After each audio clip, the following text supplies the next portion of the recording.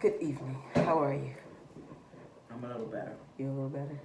So tell me how your week was. A little touch and go. I had still some rough days, but I had more good days than I had bad days. Okay. But still some rough days.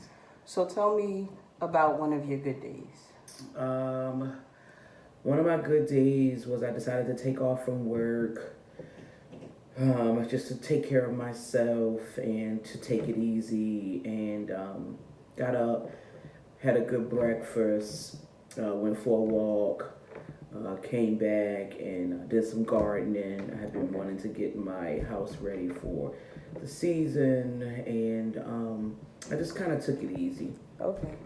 So did you try to drive? Did you?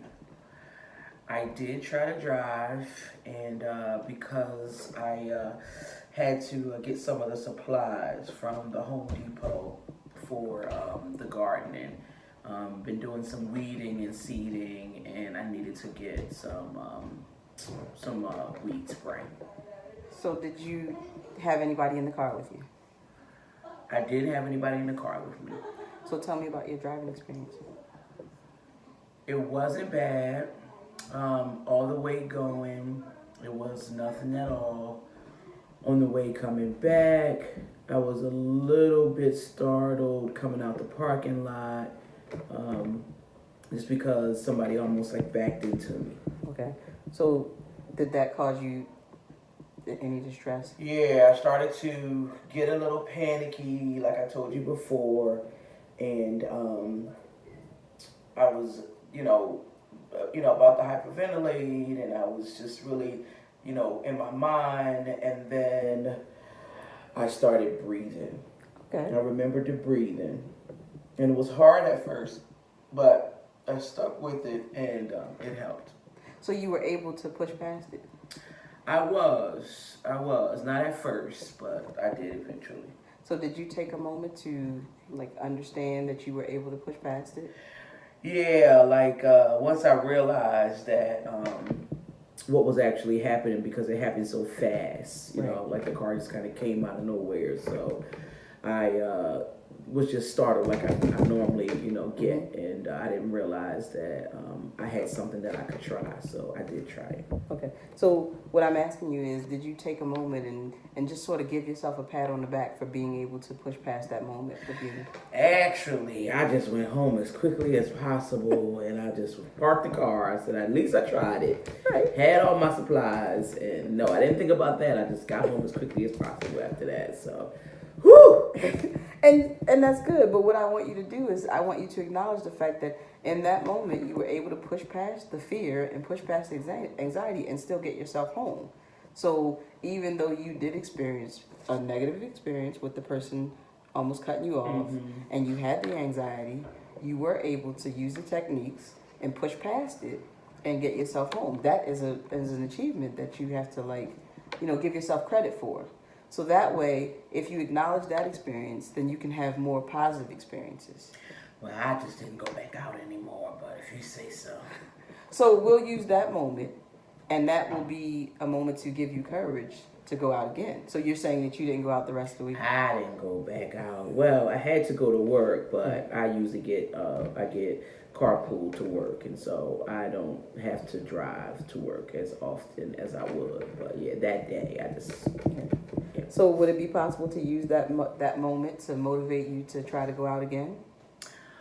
Well, I have been using the breathing techniques, but I don't know about the whole driving thing. Okay. We'll have to see about it. You don't even have to go far. You can try to just. Do you have a store that's near your house around the corner? Well, the Home Depot wasn't too far. Okay. So do you think you could maybe try to do that again? I don't know, ma'am. Now, I don't want you to feel overwhelmed or pushed. I just want you to think about, if there's something that you need, just remember that moment where you were able to push past your anxiety and see if that, will give you the courage to try again. Perhaps. So I wanted to give you some information because I feel like one of the things that would be good for you is to understand anxiety.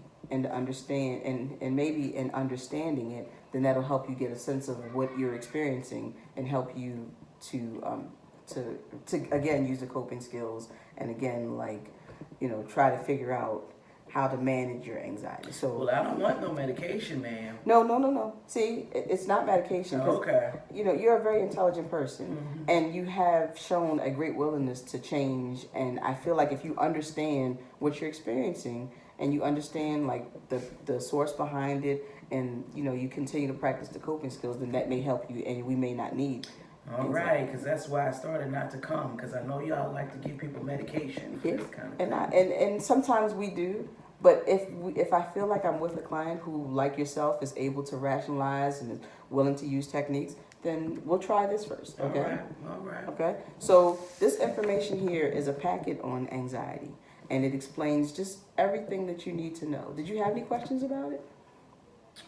Well, I did want to know, like, why is it that, you get a little worried and then you sort of feel like you're going to die. Like, you feel like you're going to have like a heart attack, like I just, Right. So one of the things that happens when we have a fear, like you have experienced a trauma. Mm-hmm.